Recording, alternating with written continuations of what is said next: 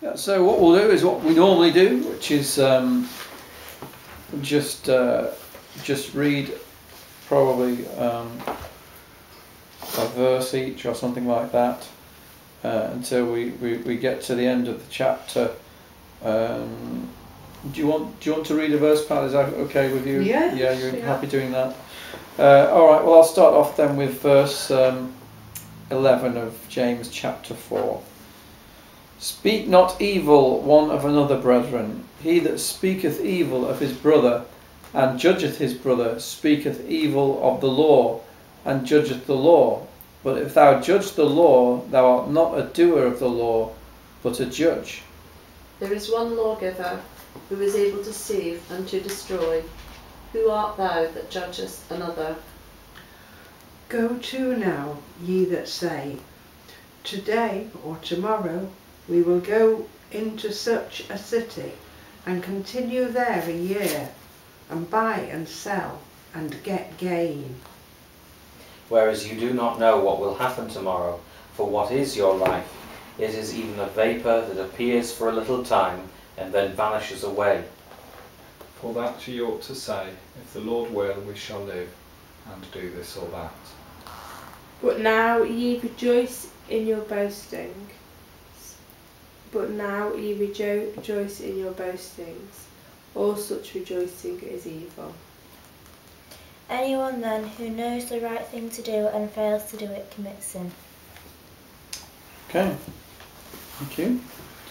So James starting off here, and I'll just go back to verse 11 in a moment.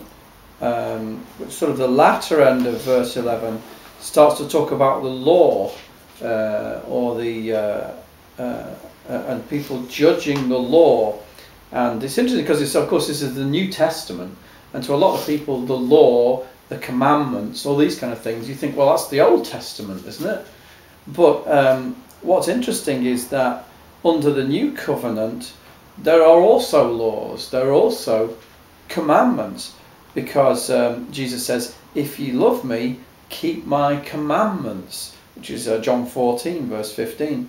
And so I kind of try and think of it in my mind like this, that if you were, say, travelling through France by car, if you can picture this, and there are certain laws in France that you've got to obey, and they have their own laws and so on, and then you cross the border into Spain, some of the laws will be the same as the ones in France, and some of them won't be there at all.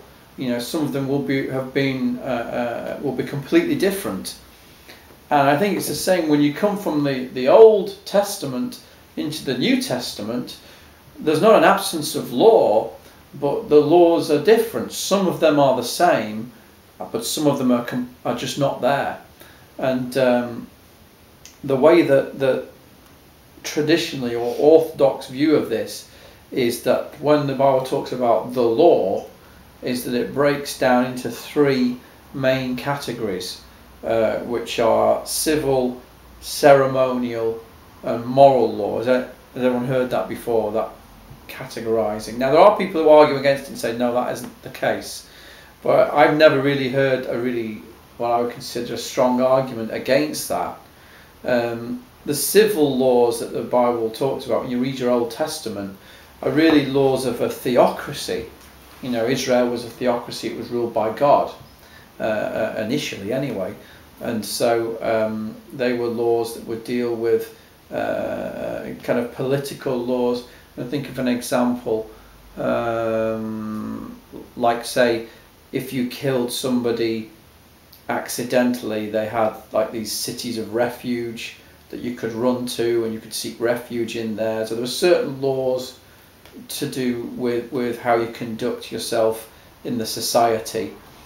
There were also, of course, ceremonial laws, and many of them. Certain food that you could eat or not eat, and certain ways of doing things, offerings that you had to make. I'm reading through Exodus at the moment, and there's lots of laws even to do with the priesthood, anointing the priesthood. It's got to be done a certain way and so on. There's also God's moral law, which you could sum up perhaps in the Ten Commandments, which is partly toward God and partly towards your fellow man. So what I would say is that when you come into the new covenant, that the civil and the ceremonial law is no longer applicable, but the moral law certainly is applicable. There are certain elements of the civil law which I understand, a certain fairness in treating people, which is still present, but that's summed up in the moral law. Anybody disagree? Anybody keen to agree, and to put that in a better way than I put it? Well, I just think that if you when you read the New Testament, you come across laws all the time. Yeah. I mean, you turn the page now. 1 Peter 2, 1 and 2. Or verse 1, lay aside malice, deceit, hypocrisy, envy. 1 Corinthians 6, 9 to 11. No idolaters, no adulterers, effeminates, homosexuals, so on. All of that, if you were to gather it together, would amount probably to the morals that are already in the Old Covenant. Yeah, I think so. And of course, I mean, that was going to be my question. That Jesus says, if you love me, keep my commandments. What are the commandments of Christ?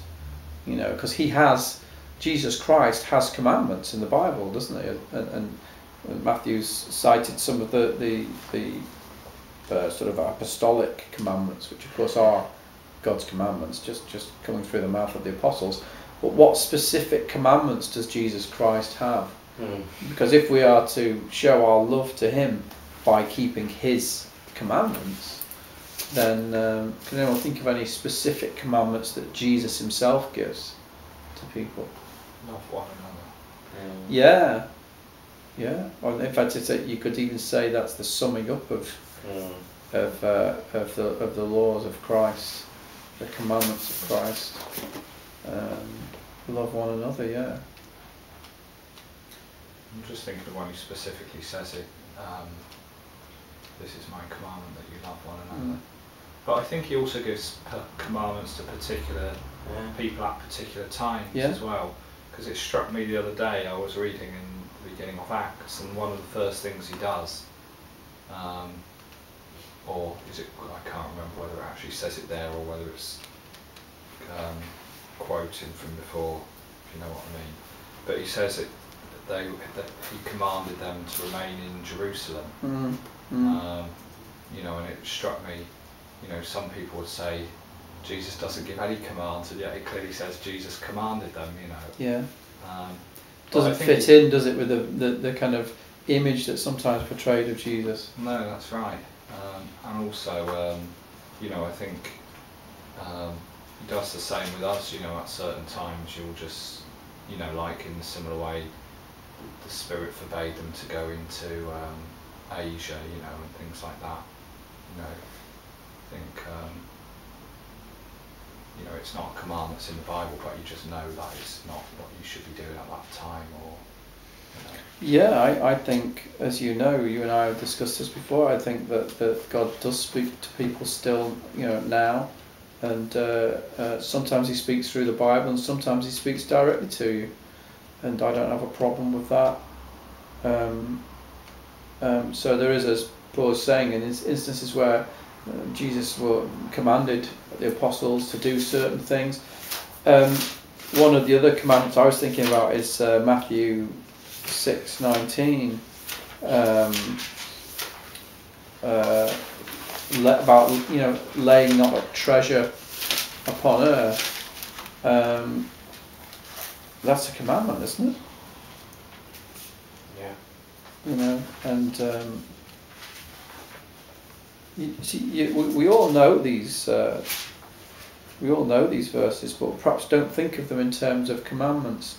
But if Jesus is telling you to do something or not to do something, then that is a commandment.